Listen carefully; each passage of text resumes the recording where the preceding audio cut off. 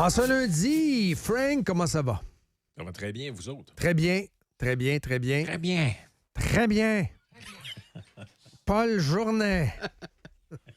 Les libéraux font du bon travail. Très bon. Encore une excellente semaine pour Mark Carney. Il y a toujours des bonnes semaines, hein, c'est ça. Tout le temps. Par pur Très hasard. Par pur hasard. Comme dans le temps, c'était une autre mauvaise journée en campagne pour Stephen Harper. Oui. Oui, avec Raymond Filion. Oui. Ah oui, c'est ça. C'est toujours des mauvaises journées. Ah, écoute, quel dossier que tu m'as envoyé hier, Dom. J'ai lu ça. Il y en a une couple, là. White Power à Shawi. T'as Oui. le dossier de, quand même, du National Post que je vais traiter juste après toi avec Boisvenu, quand même. Après ça, on se demande d'où vient le racisme. Ouais, d'après moi, les institutions peuvent se regarder, là. Ben c'est ça, c'est que ce dossier-là du National Post sur l'histoire d'un Tunisien qui est venu au Canada en 2021 et qui, à un moment donné, pendant le Ramadan, il a pété sa coche, puis il a décidé de, je lis pour être sûr de dire la bonne chose, il a pris son ami, sa petite amie, lui a donné un coup de pied dans les côtes. Il l'a jeté à terre, rué de coups de poing à la tête. Il a attrapé sa cigarette allumée, parce que c'était ça son crime, a décidé d'allumer une cigarette pendant le Ramadan. Ben oui, le soleil n'était pas couché. Il l'a éteinte sur son avant-bras tout en continuant de la frapper. Il l'a ensuite traînée par les cheveux jusqu'à l'entrée de l'appartement. Ouf. Il l'a de nouveau agressée en la frappant à la tête. Les policiers sont venus. Elle a dit non, je porte pas plainte, c'est correct, j'ai juste tombé. Ils sont revenus parce que quelqu'un d'autre a appelé la police. Puis il avait continué de la battre pendant ce temps-là. Puis là, c'est là qu'ils l'ont arrêté. Et le plus moi, ce qui m'a fait le plus tilter là-dedans, là, c'est qu'il l'arrête. Puis le gars, il passe même pas la nuit en prison. Hein. Il le relâche. Non, il le relâche sous promesse là, de comparaître puis de pas s'approcher de la victime. Là, tu te dis, non, mais ça, c'est déjà ça marche pas, les amis. Là. Juste ça marche pas. Puis tu sais, là, le jugement de la Cour, je l'ai parcouru. Là. Oui. C'est complètement lunaire. Là. Écoute, à la section 103 du jugement, parce que c'est tout par paragraphe, là, pour ceux qui veulent chercher là-dedans. Là. Donc, paragraphe 103. On dit que, si jamais on lui donnait une condamnation à ce gars-là, il pourrait avoir des conséquences. Là. By the way, la fille qui est couchée à terre, qui a eu des coups de pied dans la face, puis des cigarettes écrasées sur le corps, d'après moi, a eu pas mal de conséquences. Là. Mais écoutez bien cette phrase-là, elle est... Quand on dit que le wokisme a perverti les institutions jusque dans les salles de justice, là, ça, c'en est un bon exemple. Bien qu'un retour en Tunisie ne compromette pas sa sécurité, donc on dit, mettons qu'on le condamnait, là, ben, il pourrait être déporté, ce gars-là. Là. Mais là, on dit, bien que ça ne compromette pas sa sécurité, il serait source de désagréments significatifs, un frein majeur à son épanouissement personnel et un quasi-obstacle incontournable à ses aspirations de demeurer durablement au Canada à titre de résident permanent ou de citoyen. Là, tu te dis, mais qu'est-ce qu'on en a, désolé du langage, là, mais qu'est-ce qu'on en a à branler de son épanouissement personnel? Ben, d'après moi, sa présence au Canada est un frein à l'épanouissement personnel de la femme qui a battu. Ben oui. Je dis ça de même, là. Mais... Non, mais tu lis le jugement, là, et il n'y a aucune sensibilité envers la victime. La sensibilité qui est montrée, là, c'est que, ouais, mais là, tu sais, le gars, il y a toute une section là-dessus. Là. Il y a quand même un bon emploi, il n'y a pas d'antécédent. Tu sais, ouais, mais il n'y a pas d'antécédent. Je veux dire, à un moment donné, il faut prendre en considération la gravité des gestes. Puis cette espèce d'affaire-là, de prendre en compte les effets, ils appellent ça les effets... C'est quoi le terme exact? Mais là, juste avant, je vais t'ajouter une chose. Tu dis, il n'y a pas d'antécédent. Le gars n'est pas encore citoyen. Donc, ça fait combien de temps qu'il est ici pour créer des antécédents? Ben, c'est ça le point aussi. C'est que il est arrivé au Canada en 2021. Les gestes sont commis en 2022. Okay. D'après moi, donc, il n'y a pas d'antécédent. OK, en un an, il n'y a pas eu d'antécédent. Non. Puis là, en gros, ce qu'il dit, c'est qu'il faut prendre en considération les effets comme indirects d'une peine. Donc, mettons, la peine, ça pourrait être on t'envoie dedans pour 2 ans, mais l'effet indirect, c'est que ça va compromettre ta demande de résidence. Donc, là, c'est une peine qui est très grave, tu comprends qu'on te donne. Et c'est pour ça qu'on lui a donné une absolution conditionnelle et 240 heures de travaux communautaires. Je vais les conditions. Je vais les lire, les conditions. Il va pas en dedans, OK? Non. S'abstenir de communiquer directement ou indirectement avec Fatma Abada, la femme. Alors que Ça ne l'a pas dérangé ben de briser ses conditions quand il était arrêté. Il est allé la réintimider dans un parc. Il a communiqué avec, il a mis de la pression. On dit qu'il a tenté de la convaincre de retirer sa plainte aussi, ce qui pourrait être retenu comme entrave à la justice, mais ils l'ont pas retenu finalement. Ne pas être en présence physique de Fatma, ne pas faire référence directement ou indirectement à Fatma sur quelque média social que ce soit, ne pas se trouver dans un rayon de 500 mètres du domicile, du lieu de travail ou d'études de Fatma, se présenter à un agent de probation dans les 2 jours ouvrables suivant l'entrée en vigueur de l'ordonnance de probation pour une durée de 24 mois, s'abstenir formellement de posséder, de porter, d'acquérir des armes. Là, on fait la liste. Oui, on nomme vraiment arbalète dans la liste. Là. Arbalète, j'en connais pas bien qui ont ça, mais on le nomme. Hein, regarde, elle est protégée à ce moment-là.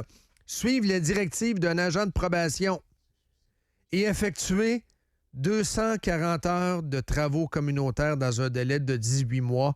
Brasse la soupe aux légumes dans un centre communautaire. That's it! C'est tout! Il n'y a pas de bracelet, là. Je lis pas ça, là. Le bracelet anti-rapprochement, je vois pas ça. Donc, bravo encore une fois. On aurait peut-être un féminicide sous les bras, là. Gracieuseté d'un juge québécois. Un juge québécois. Et gracieuseté également d'une procureure, Joalie Jenkins. Non, c'est pas moi qui invente le prénom. Maître Joalie Jenkins, qui vient encore une fois défendre une femme. Wow, la solidarité féminine dans ce cas-là. Hey, on entend pourtant des procureurs de la Couronne nous dire « Ouais, mais les féminicides, ça fera. Il faut se prendre en main, il faut serrer la vis. » Il y a plein d'articles là-dessus. Oui, la couverture, elle est... Il faut dénoncer les féminicides. Mais là, vous avez David Simon, le juge, et vous avez la procureure de la Couronne, Joalie Jenkins, main dans la main, qui nous pondent une décision comme ça. C'est incroyable. Écoute, Dom, je vais aller dans ton sens, mais plus loin encore. Oui. Qu'est-ce qu'on vient de faire adopter à l'Assemblée nationale? Ce qu'ils appellent la loi, je ne sais plus trop, mais c'est la loi de Claire. Là, oui. C'est une loi, c'est un dispositif qui permet à des femmes qui se sentent en danger, ainsi qu'à des gens de leur entourage, par exemple une sœur ou une cousine, chez qui la fille viendrait se réfugier, de demander à voir l'antécédent d'un judiciaire, d'un conjoint dont on prétend qu'il pourrait être violent. Si vous avez des raisons légitimes de croire qu'il pourrait être dangereux. Bon, essentiellement, on ne rentre pas dans les détails, mais c'est ça. L'homme en question dont on parle, le fait qu'il a eu une libération conditionnelle, donc conditionnelle à ce qu'il fasse ses travaux communautaires, le fait qu'il fasse ci, qu'il fasse ça, ne laisse aucune trace dans son casier judiciaire. C'est donc dire que la prochaine fille sur qui il va tomber, qui trouve qu'il est peut-être un peu agressif, qui est peut-être un peu... elle a comme un doute dans sa tête. Quand elle va appeler là, pour dire « j'aimerais voir ses antécédents », il n'y en a pas d'antécédents. Parce qu'il y a eu une absolution conditionnelle. Il y a eu un genre de pardon, si tu veux. La condamnation qu'il y a eu, c'est ce qui est écrit, en tout cas. C'est un excellent point. S'il y a des avocats qui nous écoutent puis que vous pensez que ce qui est écrit dans le National Post, c'est pas vrai, moi, je vous lis ce qui est écrit. Là. Une libération conditionnelle ne laisse aucune trace dans le casier judiciaire. C'est un excellent point. Il n'est pas là. Où on s'en va avec nos skis là-dessus? Là? On est... Puis là, ça montre que le progressisme, oui, dans sa version contemporaine woke, là, ou appelez ça comme vous voulez, là, néo, pas tant de choses, là, c'est une idéologie à travers duquel se confrontent des visions contradictoires et à un moment donné, on finit par dire tout et n'importe quoi. Exemple. Là, d'un côté, on nous dit ça n'a pas de bon sens, il faut lutter contre les féminicides, il y a une montée du masculinisme toxique, les hommes sont dangereux, sont violents. OK, parfait. Écoute, et en même temps, dans l'autre hémisphère du cerveau, on nous dit « Ouais, mais les gens racisés, là, ils font pitié, il faut prendre en considération toutes sortes d'affaires, puis même, il faudrait aller dans une société post-prison, ça n'a pas de bon sens d'enfermer du monde. » Ouais, mais qu'est-ce que vous pensez que vous faites quand vous envoyez le signal qu'un gars qui donne des coups de pied, des coups de poing, tiré par les cheveux, éteindre des cigarettes sur le corps, puis molester une femme au point que les voisins appellent la police pour venir voir ce qui se passe. Si vous envoyez le message que ces comportements-là mettons que tu n'es pas un local de souche, ça mérite une coupe d'heures de travaux communautaires puis un restraining order de 500 mètres. Vous envoyez le message que c'est pas si grave que ça puis que les gens peuvent recommencer. Là. C'est ça le message que vous envoyez. Fait qu'arrêtez de nous casser les pieds, que vous luttez contre les féminicides. Cette décision-là qui a été rendue par la Cour, elle ne lutte pas contre les féminicides, elle les banalise. La semaine dernière, il y avait Excellent, Frank. Oui. Très bon regard. La semaine dernière, il y avait une nouvelle pour nous dire que les propriétaires d'armes au Québec, il y avait des appels préventifs qui se faisaient. Ils n'ont jamais rien commis de crime, là. Mais il y avait des appels préventifs qui se faisaient à leur conjoint ou conjointe pour « Vous êtes au courant que votre conjoint a une arme? Est-ce que tout se passe bien? Tout est beau? Tout est correct? » Juste de vérification et de prévention, là. Fait qu'on fait ça, mais en même temps, pour les gens qui sont violents, on donne des peines bonbons. Ben pour certains, du moins. Non, puis tu sais, moi, je pense que la recette pour un système d'immigration qui fonctionne, c'est que tu dois absolument accompagner ce système-là d'une espèce de période probatoire de tolérance zéro sur le crime.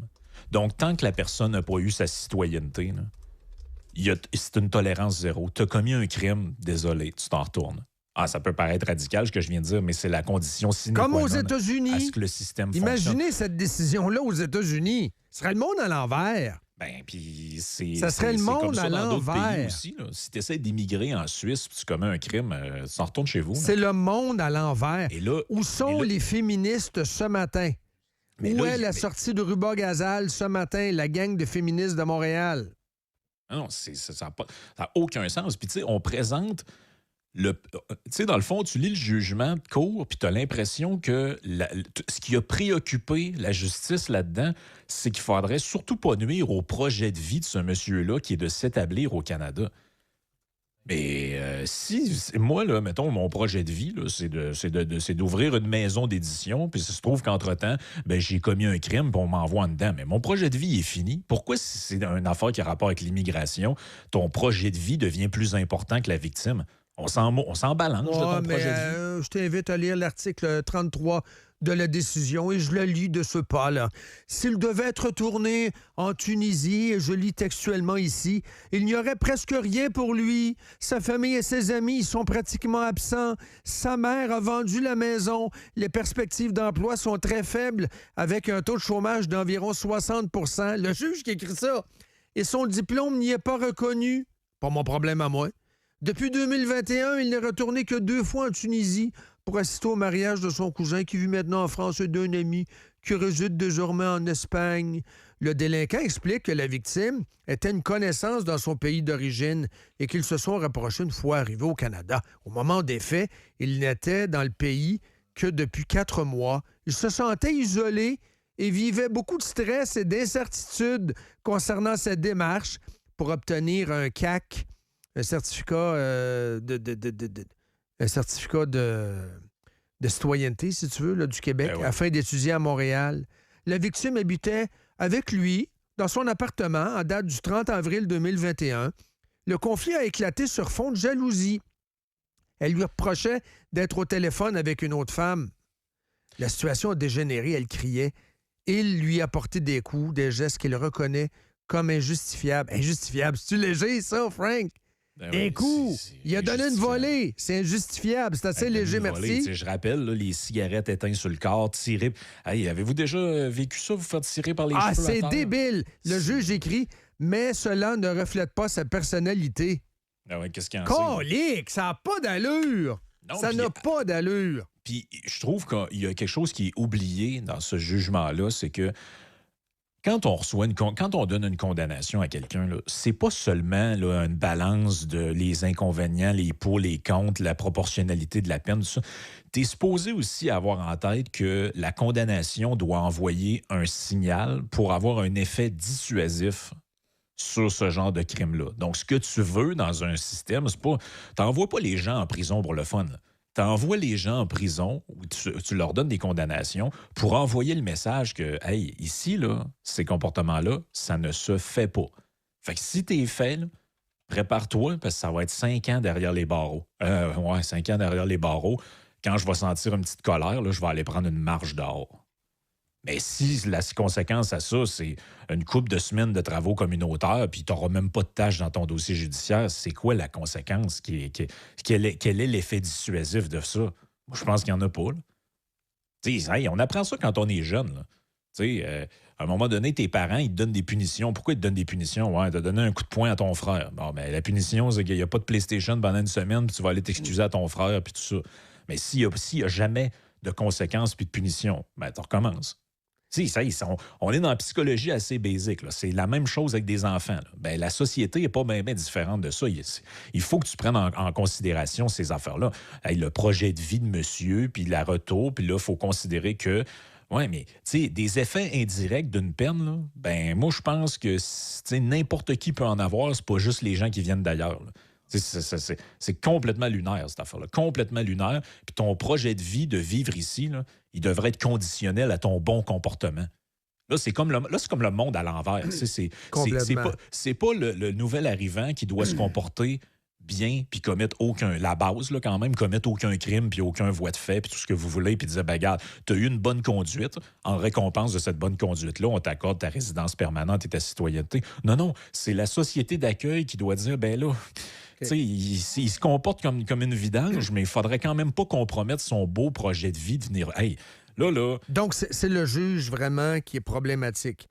L'individu mérite d'être puni, mais il faut vraiment focusser sur le juge. Je t'amène à l'affaire Jonathan Gravel. C'est important. Le juge d'homme, mais le système en lui-même, parce que c'est pas le premier jugement de même qu'on voit. Oui, mais lui, il y a une carte de hockey. Là. Regardons ce qu'il a fait.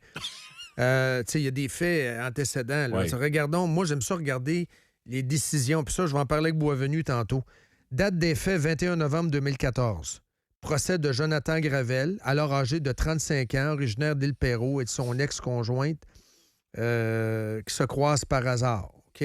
Ils ont des relations sexuelles consentantes, mais Gravel la pénètre analement sans avertissement ni consentement. La victime crie et tente de se dégager et le griffe avec ses ongles pour qu'il arrête. Il persiste malgré son refus clair. Le juge David Simon a qualifié les gestes de grave. Le délinquant a voulu assouvir une pulsion sexuelle en ne se souciant pas de la victime, etc. Il a été trouvé coupable d'agression sexuelle, mais ça a été quoi, la sentence? Encore là, la sentence, ça a été quoi? Un marathon judiciaire de près de 8 ans, des retards dus à la COVID, au palais de justice, blablabla. 20 mois de prison dans la collectivité, dont 14 mois d'assignation à domicile, peine Netflix, et 2 ans de probation. Le gars n'a jamais fait de prison. Agression sexuelle aujourd'hui, là, qu'est-ce qu'il faut que tu fasses de plus pour faire de la prison? Pouvez-vous bien me dire? Bien, ça revient à ce que je te disais tantôt. On parlait on parlait tantôt de mais les féminicides. Ben là, on pourrait prendre un autre thème que ces gens-là aiment, la culture du viol. Ben, si tant est que ça existe, cette affaire-là, comment on fait pour l'enrayer, à part que donner des peines raisonnables et lourdes pour des gestes de même? Le gars, il a sodomise de force, oui, puis il n'y a pas de problème. Pas de problème. Ben 20 là, mois, 14 mois à maison, 14 Netflix. mois à ma maison. Bien, ça, moi, je trouve que c'est des jugements qui encouragent cette dite culture-là, ou du moins qui la découragent pas. C'est ça qui est le problème. C'est que ces gens-là vivent dans un monde parallèle de Kalinours où, genre, on va discuter, on va parler, on va écrire des livres, on va réinventer le monde. Non, mais l'humain est l'humain, puis il y a juste une manière de corriger des comportements qui sont abjects dans la société, c'est de les condamner puis de les punir. C'est tout, là. Ces gens-là, quand même, vous leur feriez un exposé puis vous les ameniez voir une pièce de théâtre néo-féministe, ils ne changeront pas. Là. Ce sont des gorets, ce sont des gens qui ont des comportements d'une autre époque, d'un autre âge.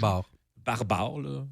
Ben ça, vous les rééduquerez pas avec de la littérature ce genre de trucs-là. La seule manière de les contrôler, c'est, c'est de pas les faire rentrer, puis 2, c'est de les mettre en probation quand c'est le cas, puis si jamais ça arrive, ben, tu t'en vas dedans. Je veux dire, c'est tout. Là. Mais là, de la manière dont ça fonctionne, il y a eu plusieurs expressions avec systémique par la suite. Là. Ben là, on pourrait pas mal les utiliser dans ce cas-ci. Ah, mais là, ça, c'est du laxisme systémique. Là. Ouais.